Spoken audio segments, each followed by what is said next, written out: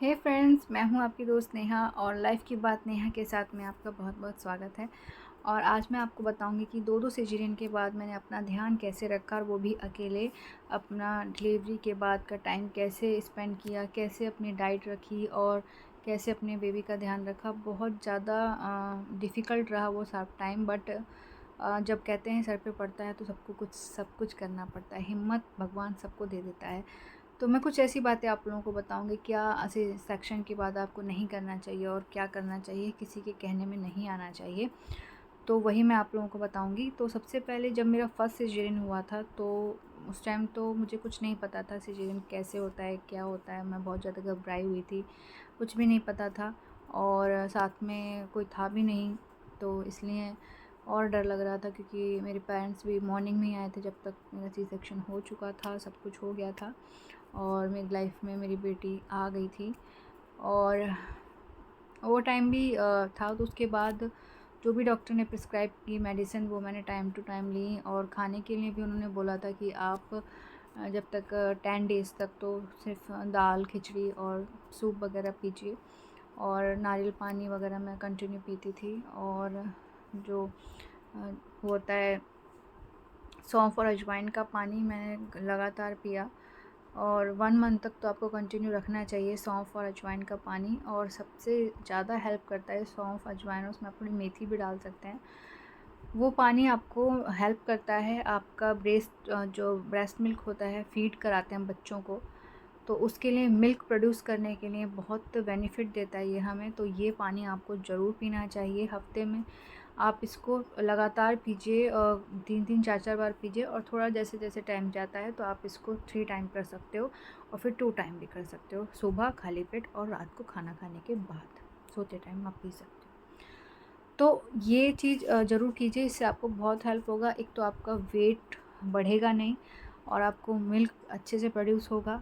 दूसरी बात, ये जो आपका बॉडी का जो हमारा मेटाबॉलिज्म है उसको बढ़ाने में बहुत मदद करता है, हीलिंग अच्छे से करता है। हमारे जो स्टिचेस होते हैं उनकी बॉडी की हीलिंग बहुत अच्छे से करता है। तो ये पानी आप ज़रूर पीजिएगा। और सबसे पहली बात कि खाने का आप अपना ध्यान रखिएगा कि बॉयल एग, अगर नॉन वेजिटेरियन है तो बॉयल एग खाइए, चिकन सूप पीजिए, आप नॉन वेज सूप पी सकते हैं। और अगर आप सब्जियों का सूप भी पी सकते हैं, इसमें जो भी सब्ज़ी आप प्रिफेयर करते हैं। आप चीला, मूंग की दाल का चीला खाइए। आप मूंग की दाल ज़्यादा से ज़्यादा यूज़ कीजिए अपने खाने में, दाल बना के खाइए या उसके खिचड़ी में खाइए, दलिए में खाइए, ऐसे आप उसको खा सकते हैं। उससे भी आपको हाई प्रोटीन मिलेगा। दूसरी बात, आप मिल्क ज़रूर लीजिए। मिल्क में आप सादा मिल्क मत पीजिए, आप थोड़ी सी पत्ती लगा सकते हैं, चाय की पत्ती या अभी मैं यहाँ इलायची, पे खा रही अजवाइन, हूँ, थोड़ा-सा थोड़ा सा दूध में दूध उबाल मैंने के लिया उसको है तब और पीजिएगा, लड्डू आपको लिया है, पचेगा, वो जो डाइजेशन कि अच्छा गोंद के देगा लड्डू हैं, फिर वो। ड्राई फ्रूट्स के। और ये और काफ़ी अपने हेल्प खाने करते में हैं आप गोंद आपको, के लड्डू क्योंकि जिसमें ड्राई कि फ्रूट्स सौंठ, आपको अजवाइन, ये सब हेल्प अच्छे से करेंगे मिली हुई होनी मिल्क चाहिए, प्रोड्यूस करने में, और वो और ड्राई आपको फ्रूट्स वगैरह प्रोटीन अच्छे से देंगे होने आपकी चाहिए। बॉडी वो को लड्डू रिकवर आप होने दूध में। के साथ तो खा ये सकते हैं, दिन मैं में खा 1-2 रही बार हूँ। ज़रूर खाइएगा, उससे भी मिल्क प्रोड्यूस होता है। बॉडी में हीलिंग अच्छे से होती है और बॉडी की जो वीकनेस है वो कम होती है। तो अपने खाने पीने का ध्यान रखिएगा। सी सेक्शन के बाद ऐसा कहते हैं कि ये हो जाता है, वो हो जाता है। आप अगर अपना ध्यान नहीं रखेंगे तो होने को तो बहुत कुछ हो जाएगा, और अपना ध्यान रखेंगे तो सब कुछ सही रहेगा। फिर अब जब मेरा दूसरा सिजेरियन हुआ तो मुझे डॉक्टर ने पहले ही बोल दिया था कि सिजेरियन ही करना पड़ेगा। नॉर्मल डिलीवरी के लिए काफ़ी, मतलब सब प्रोसेस ठीक था, नॉर्मल डिलीवरी हो सकती थी। बट यही था कि फ़र्स्ट सिजेरियन हुआ था, और उसके बाद कोशिश ये थी कि मुझे लेबर पेन भी आ गए थे, और बहुत इस बार तो लेबर पेन का भी मैंने एक्सपीरियंस कर लिया कि लेबर पेन कैसे आते हैं उसका भी। बट यही था कि ब्लीडिंग बहुत ज़्यादा स्टार्ट हो गई थी, इंटरनल ब्लीडिंग बहुत हो गई थी मुझे, तो उस वजह से सी सेक्शन हमें लास्ट मोमेंट पे करना पड़ा। बट सी सेक्शन के बाद इस बार मैं बिल्कुल अकेली थी। इस बार मेरी मम्मी भी नहीं आ पाई, वो आई थी हॉस्पिटल, बट उनको जाना पड़ा क्योंकि उनकी तबीयत बहुत ज़्यादा ख़राब हो गई थी, उनको फ़ीवर वगैरह हो गया था। उसके बाद फिर मैंने उनको घर भेज दिया। यहाँ सिर्फ मैं अकेली ही थी, मेरे हस्बैंड, मैं और मेरी बड़ी बेटी, और मैंने बहुत मुश्किल से सारी चीज़ें मैनेज की। और आज मुझे 1 महीना हो चुका है सी सेक्शन के बाद, और काफ़ी अच्छे से मैंने अपना ध्यान रखने की कोशिश की जहाँ तक हो सकता है। और मैं इस टाइम भी मैं वही नारियल पानी पी रही हूँ, सुबह खाली पेट अजवाइन, सौंफ और मेथी का पानी पी रही हूँ। और फिर नाश्ता करती हूँ। नाश्ते में दूध में पत्ती लगा के और एक आध ब्रेड देसी घी में सेकी हुई वो खा लेती हूँ। और या फिर थोड़ी देर बाद मैं एक लड्डू और दूध पी लेती हूँ। उसके बाद फिर मैं खाना खाती हूँ। खाने में खिचड़ी भी आप हरी दाल जो मूंग की दाल होती है उसकी बनवा लेते हैं, या फिर आप पीली मूंग की दाल और उसमें थोड़ी सी तोरई या घिया और बीन्स वगैरह सारी सब्जियां मिक्स करवा के भी खिचड़ी बनवा सकते हैं। वो भी आपको डाइजेशन में बहुत हेल्प करेगी। और आप फिर शाम के टाइम फिर आप चाय ले सकते हैं, बिस्किट खा सकते हैं, या आप ड्राई फ्रूट्स खा सकते हैं, या मखाने खा सकते हैं, रोस्टेड मखाने खा सकते हैं। वो भी आपके डाइजेशन में बहुत हेल्प करेंगे और आपको रिकवरी में बहुत हेल्प करेंगे, मिल्क प्रोड्यूस करने में बहुत हेल्प करेंगे, ताकि आपका बेबी भी मिल्क टाइम टू टाइम उसको मिलता रहे। पानी आप ज़्यादा से ज़्यादा पीजिए, पानी पीजिए, जूस पीजिए, लिक्विड फॉर्म में आप ज़्यादा चीज़ें लीजिए, ताकि आपकी बॉडी में जो हाइड्रेशन है वो बना रहे, डिहाइड्रेट ना हो बॉडी। क्योंकि हम बच्चे को बार बार फीड कराते हैं तो हमारी बॉडी डिहाइड्रेट होती है। आपने देखा होगा जब आप बच्चे को फीड करा रहे हो तो उस टाइम आपका गला सूख रहा होता है, पानी कि लगता है आपको कि पानी नीड लगती है, तो पानी अपने पास रख लीजिए, बोतल पानी की। हो सके तो आप जब डिलीवरी के बाद आप 15 डेज़ तक थोड़ा सा गुनगुना पानी रखिए। जब भी आप बच्चे को फीड करा रहे हैं उस टाइम आप अपने पास गुनगुना पानी रख लीजिए और वो पानी आप बीच बीच में पीती रहिए। उससे क्या होगा, आपकी बॉडी डिहाइड्रेट नहीं होगी, बच्चे को पानी मिल्क भी अच्छे से मिलता रहेगा और आप भी अच्छे रहेंगे। पानी ज़्यादा से ज़्यादा पीजिए, यूरिन ज़्यादा से ज़्यादा पास कीजिए, ताकि आपकी जो बॉडी के इंटरनल जो भी गंदगी है वो निकलती रहे। और दूसरी बात, इस टाइम हमें पीरियड हो रहे होते हैं, वो भी क्लीन करने के लिए आप काढ़ा ज़रूर पीजिए, ये वाला अजवाइन वगैरह का, क्योंकि इससे आपका जो बॉडी है वो क्लीन होती है। गुड़ आप ज़रूर यूज़ कीजिए इसमें। गुड़ आप चाय में डाल के पी सकते हैं, दूध में डाल के पी सकते हैं, गुड़ का आप हलवा बनवा के खा सकते हैं, गुड़ की आप पाक बनवा के पी सकते हैं। आप गुड़ ज़्यादा से ज़्यादा यूज़ कीजिए 1 मंथ तक तो बिल्कुल। गुड़ से क्या होगा, आपकी जो बॉडी की क्लीनिंग बहुत अच्छे से होगी, आपको आयरन प्रचुर मात्रा में मिलता रहेगा। आयरन के लिए आप सप्लीमेंट्री ले रहे हैं वो भी लेते रहिए, लेकिन आयरन आप ऐसी फॉर्म में भी लीजिए।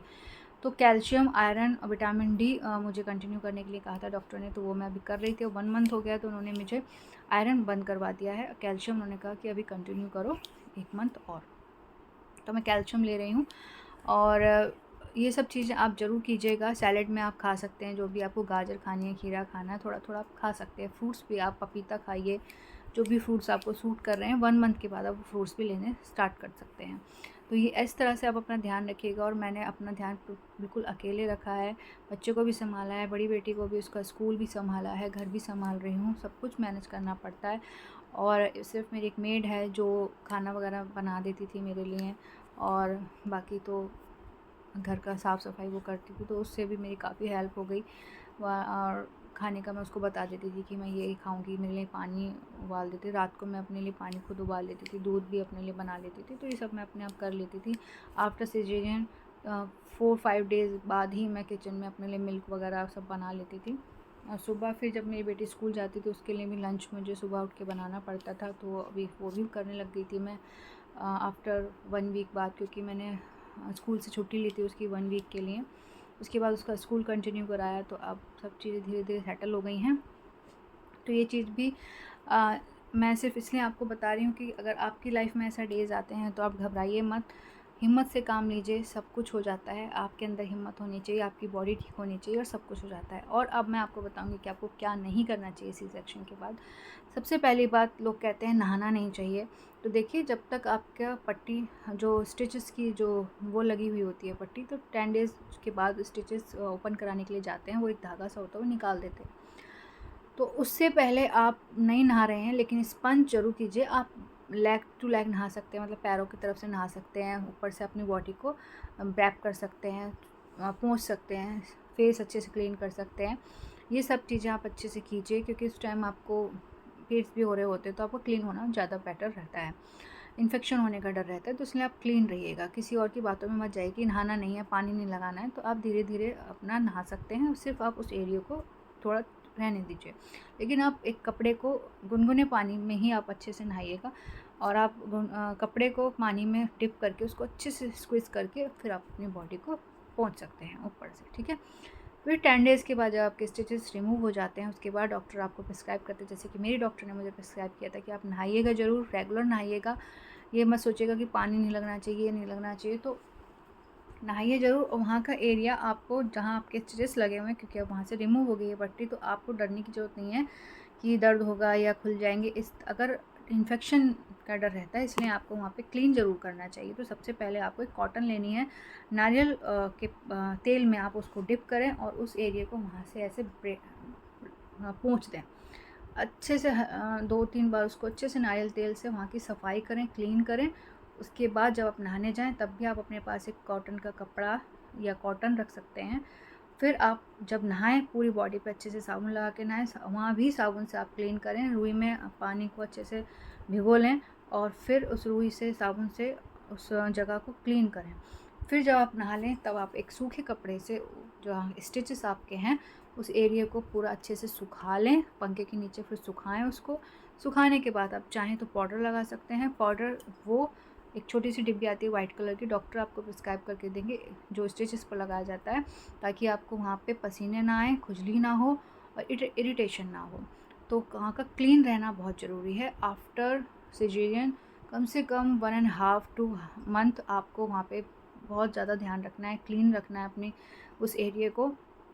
और नहाना, रेगुलर नहाना है ताकि इन्फेक्शन ना हो। रेगुलर अच्छे से साबुन से आप अपनी बॉडी को साफ़ कीजिए, क्लीन कीजिए और पानी से उसको अच्छे से साफ़ कीजिए। और फिर सुखाने के बाद फिर एक क्रीम डॉक्टर प्रिस्क्राइब करती हैं, उस क्रीम को आप लगाइए। रात को लगा के लेट जाइए पंखे के नीचे ताकि वो सूख जाए। तो उसको थोड़ा टाइम देना होता है, तो जब आपका बेबी सो रहा हो तब आप लगा लीजिए उसको, ठीक है। तो ये चीज़ ज़रूर कीजिएगा। और सिचुएशन के बाद आप झुकने वाले काम थोड़े 2 मंथ आफ्टर बिल्कुल ना कीजिए। ज़्यादा स्ट्रेस ना चढ़ें, क्योंकि क्या होता है वहाँ पे स्वेलिंग आने का डर रहता है। जब आप स्टेयर्स चढ़ेंगे, सीढ़ियाँ चढ़ेंगे, तो आपके पैर अप डाउन होंगे, जिसकी वजह से आपको स्वेलिंग हो सकती है या इन्फेक्टेड हो सकते हैं। तो ये चीज़ें ना करें। आप खाने में भी अपना थोड़ा ध्यान रखें। अगर आप 1-2 मंथ अपना परहेज़ कर लेंगे तो आपके आने वाले टाइम में आपकी बॉडी आपको अच्छे से रिकवर रहेगी, आपकी बॉडी रही अच्छी मजबूत रहेगी। तो इसलिए आप अभी 2 मंथ अपना परहेज़ कर लें। तो हल्का खाना खाएं, घर का खाना खाएं, बाहर का अवॉइड करें और मिर्च मसाले भी थोड़े अवॉइड करें, जिससे आपकी बॉडी को हील होने में ज़्यादा मदद मिले। तो आप ये चीज़ें ज़रूर करें, किसी और के कहने में ना आएँ। और घी वगैरह ये थोड़ा कम खाएं। घी आप खा सकते हैं, आप दाल छौंक रहे हैं तो दाल को आप देसी घी में छौंक सकते हैं। आप हलवा बना रहे हैं, थोड़ा सा देसी घी उसमें डाल के खा सकते हैं। रोटी आप देसी घी में चिपड़ के खा सकते हैं। तो इस तरह से आप देसी घी यूज़ कर सकते हैं। बट ये नहीं है कि आप भर के देसी घी खाएँ, वो ना करें, क्योंकि आपका फ़ैट बढ़ेगा तो आपको पेट पे थोड़ा असर पड़ेगा ना। तो आपका फ़ैट ना बढ़े तो लिक्विड चीज़ पर ज़्यादा रहिएगा। सॉलिड चीज़ें खा रहे हैं तो वो भी ज़्यादा हैवी ना खाएँ। आप ऑमलेट खा सकते हैं, एग खा सकते हैं, ये सारी चीज़ें आप खाइए। चिकन भी आप मिर्च मसाले वाला ना खाएं। अगर आप चाहें तो सूप बनाकर पी सकते हैं और थोड़ा तरी वाला चिकन खा सकते हैं। और इसे अपना ध्यान रखिएगा। और सरसों का तेल यूज़ कीजिए, रिफाइंड बिल्कुल यूज़ मत कीजिए, और देसी घी यूज़ कीजिए। ये सारी चीज़ें अगर आप करेंगे, और सेंधा नमक यूज़ कीजिए अपने खाने में, वो आपको ज़्यादा हाइड्रेट रखेगा, आपकी बॉडी को अच्छा रखेगा, आपको थायराइड वगैरह से बचा के रखेगा। तो आप सेंधा नमक यूज़ कीजिए जैसे।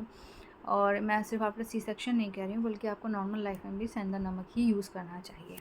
तो ये थी चीज़ें कुछ। आप अपना ध्यान कैसे रखें, अगर आप अकेले हैं तो आप अपना जापा खुद कैसे करें। और मेरी मम्मी ने मेरे लिए लड्डू बना के रख लिए थे जिस दिन मैं एडमिट हुई हूँ हॉस्पिटल में, उसी दिन। तो वो लड्डू जिस दिन वो हॉस्पिटल आई तो लेकर आई थी साथ में। उसी चक्कर में उनकी तबीयत ख़राब हुई थी। वो पूरी रात लगी रही मेरी प्रिपरेशन करने में कि मैं सुबह डॉक्टर जाना है हॉस्पिटल, जिस वजह से उनकी तबीयत ख़राब हो गई। तो लड्डू भी ज़रूर खाइएगा, गोंद के लड्डू अच्छे से ड्राई फ्रूट्स वगैरह डलवा के बनवा लीजिए और उन लड्डुओं को ज़रूर खाइएगा। तो ये था सी सेक्शन के बाद आप कैसे ध्यान रखें, मेडिकली कैसे ध्यान रखें, अपनी दवाइयाँ प्रॉपर लें, नहाएं ज़रूर।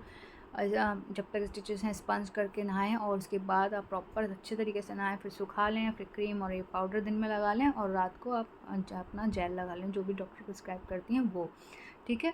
और अपना ध्यान रखें, काम जो झुकने वाले काम हैं वो बिल्कुल अवॉइड करिए। थोड़े दिनों बाद जब आप बिल्कुल ठीक हो जाएंगे तब आपका काम तो आपका ही है, आपको करना है।